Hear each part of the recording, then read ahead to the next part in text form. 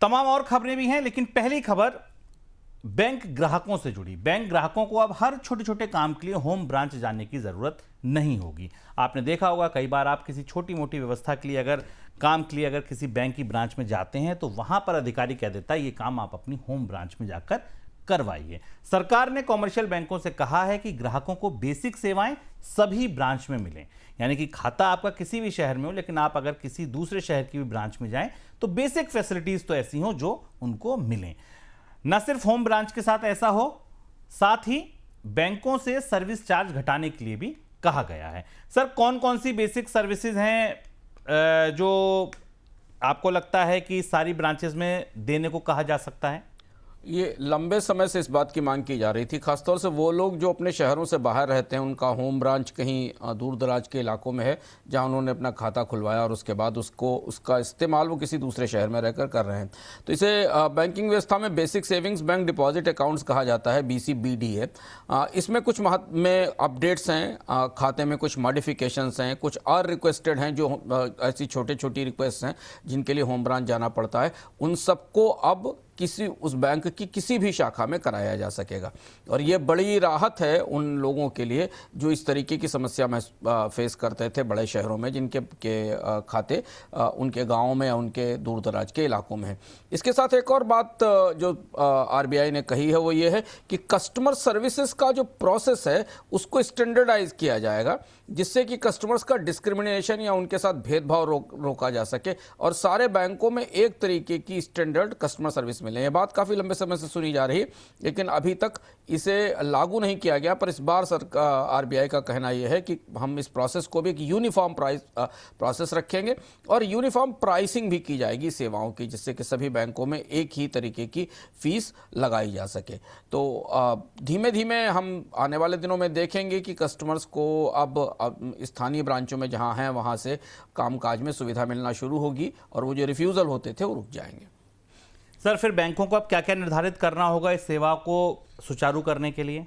बैंकों को अपने कोर प्रोसेस को चेंज करना होगा। बैंकों को एक रोल आउट प्लान तैयार करना पड़ेगा और अगर RBI इसके साथ ये भी जोड़ता है कि कस्टमर सर्विसेज का एक ट्रांसपेरेंट यूनिक प्रोसेस हो जो कि पूरी सब जगह समान हो, तो उस हिसाब से उन्हें अपने नियम बदलने होंगे। और ये करना बड़ा मुश्किल नहीं है क्योंकि बैंकों के खाते डिजिटाइज्ड हैं, चारों हैं, कहीं से भी एक्सेस किया जा सकता है।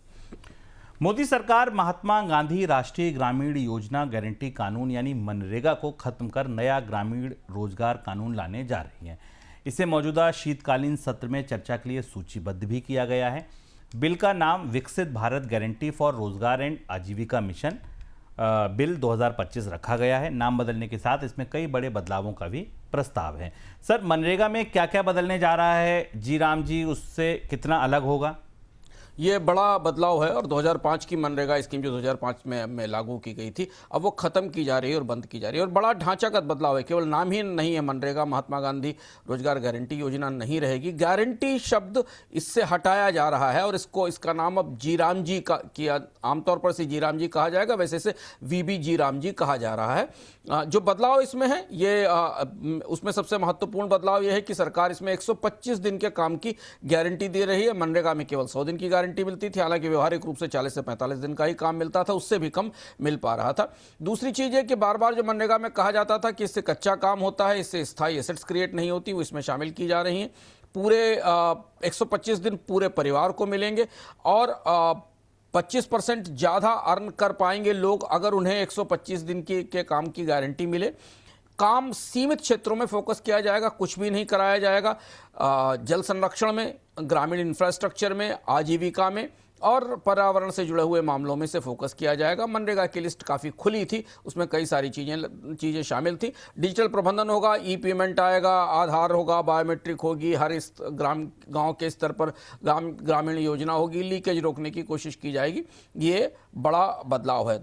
एक जो सबसे महत्वपूर्ण बदलाव है जहां पर ये स्कीम अलग होने वाली है, उसमें मनरेगा में केंद्र ज़्यादा मजदूरी देता था। अब राज्यों की हिस्सेदारी थोड़ी ज़्यादा बढ़ेगी। राज्यों को अब केंद्र और राज्य जो है वो 60-40 के शेयर में से बांटेंगे, जबकि उत्तर पूर्व में के राज्यों में केंद्र 90% और राज्य 10% देंगे। इससे राज्यों पर आने वाले समय में बोझ बढ़ेगा। मनरेगा डिमांड पर आधारित था। नया कानून स्थानीय विकास योजनाओं को फोकस करता है। राज्यों को ये छूट होगी कि बुआई कटाई के समय मनरेगा का काम रोक सकते हैं ताकि खेत मजदूर उपलब्ध हो सकें। महिलाओं, बुजुर्गों, दिव्यांगों और बीमारों के लिए विशेष दरें भी होंगी और काम की कैटेगरी होगी। इस मामले में मनरेगा से व्यवस्था थोड़ी ज़्यादा साफ है। क्या असर होगा सर जमीनी स्तर पर अगर इसका देखें तो? गारंटी की स्थिति स्पष्ट नहीं है। बिल का दस्तावेज देखने पर पता चलेगा, लेकिन हालांकि कहा गारंटी, काम की गारंटी दी जा रही है, पर यह रोजगार गारंटी योजना रहेगी कि नहीं, इस पर मतभेद हैं और चर्चाएं भी हैं। बिल का मसौदा आने के बाद पता चलेगा।